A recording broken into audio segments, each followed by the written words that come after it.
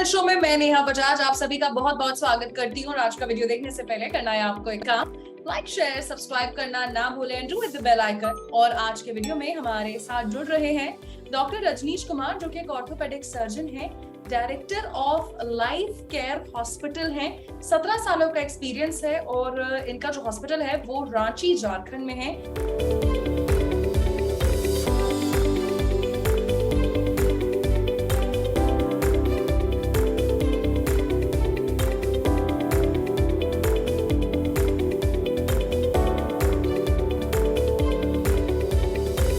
Doctor Rajneesh Jeevani health show में आपका बहुत बहुत स्वागत है। Thank you so much. We are glad to have you as a guest. And sir, आप 17 सालों से प्रैक्टिस कर रहे हैं। आपके पास अलग अलग तरीके के पेशेंट्स आते हैं, अलग अलग शिकायत लेकर, रोग लेकर। सर, मैं आपसे आज आर्थ्रोप्लास्टी के बारे में चर्चा करना चाहती हूँ। आप हमारे सभी दर्शकों को ये बताइए कि आर्थ्रोप्लास्टी क्या होती है। आर्थ्रोप्लास्टी का लिटरल मीनिंग अगर हम लोग जाएं तो that is called as formation और रीफॉर्मेशन ऑफ अ जॉइंट।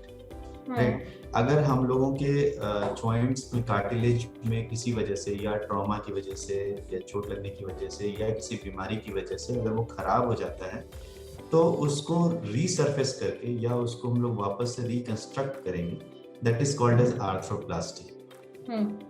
ओके, अच्छा। एंड सर, रिप्लेसमेंट और आर्थ्रोप्लास्टी में क्या फर्क है? ये अच्छा सवाल पूछा आपने।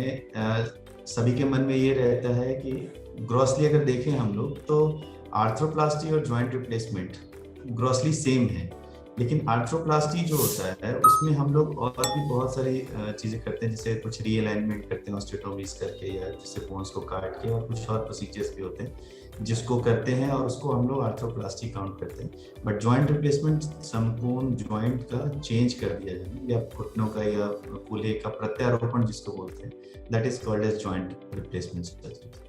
ओके, एंड सर, क्या आर्थ्रोप्लास्टी के भी अलग अलग प्रकार हैं, अलग अलग टाइप्स हैं? कौन करवाता है आर्थ्रोप्लास्टी, किस केस में आप करते हैं? हाँ जी, आर्थ्रोप्लास्टी ऐसा हम लोग कहें तो मोस्टली अभी जो हम लोग कर रहे हैं 3 जॉइंट्स का सबसे ज्यादा कॉमन यूज होता है।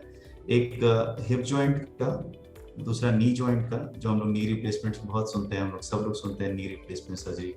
एंड उसके साथ साथ शोल्डर जॉइंट का भी हम लोग सर्जरीज करते हैं जिसमें कि पूरे जोड़ को बदल दिया जाता है। अगर मैं सिंपल सरल भाषा में बताऊं आपको तो जस्ट जो भी जोड़ होते हैं वो 2 हड्डियों से मिलके बने होते हैं।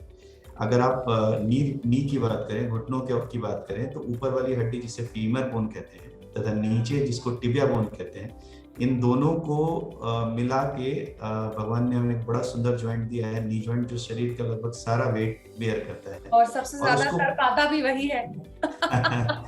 हाँ जी, हाँ जी, बिल्कुल सही कहा आपने। ओल्ड एज में बिल्कुल तड़पाता है। और तो उसमें ना भगवान ने हमें उसको प्रोटेक्ट करने के लिए कुशन भी दिया है जिसे हम लोग कार्टिलेज कहते हैं।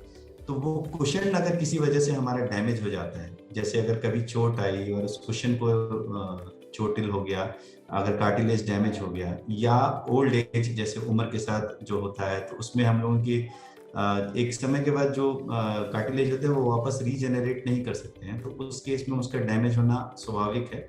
और जैसे जैसे उम्र बढ़ता है तो वो डैमेज होता चला जाता है, तो उसी के बाद हम लोगों को घुटनों में दर्द होना शुरू होता है।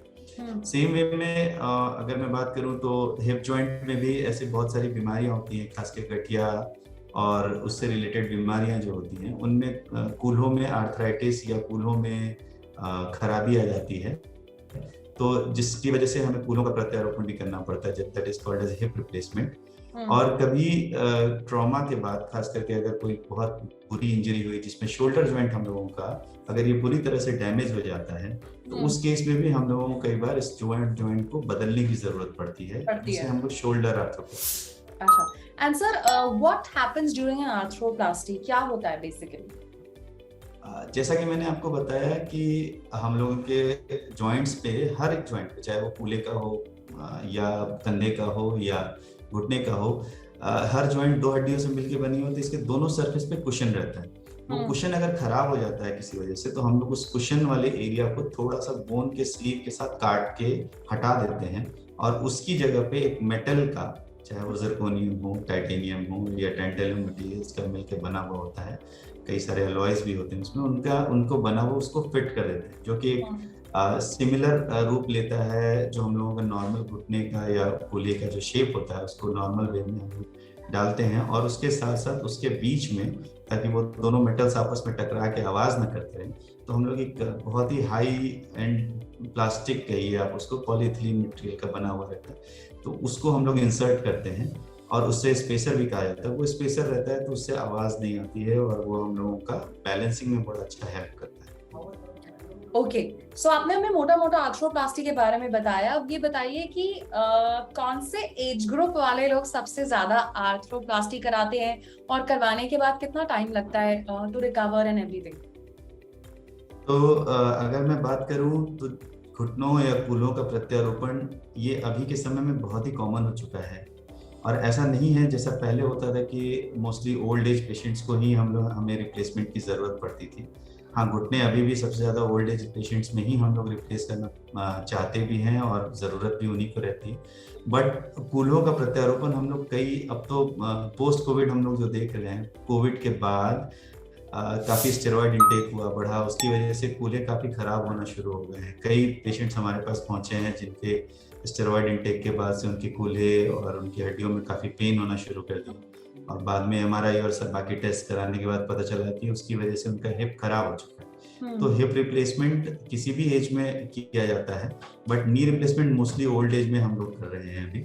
और शोल्डर वाला आर्थ्रोप्लास्टी जो हम लोग करते हैं, जो कंधे के जोड़ का आर्थ्रोप्लास्टी होता है, ये मोस्टली ओल्ड एज के लिए ही हम लोग प्रेफर करते हैं। ओके, सो डॉक्टर रजनीश ने हमें आर्थ्रोप्लास्टी के बारे में कई सारी चीजें बताई। Thank you so much doctor, we are glad to have you as a guest here. Thank you so much, thank you, it was all my pleasure, thank you so much. तो ये थे डॉक्टर रजनीश, जिन्होंने हमें arthroplasty के बारे में बताया और कई सारी चीजें बताई, कैसे होती है, क्या किया जाता है। आई होप आपको आज का वीडियो बहुत पसंद आया होगा।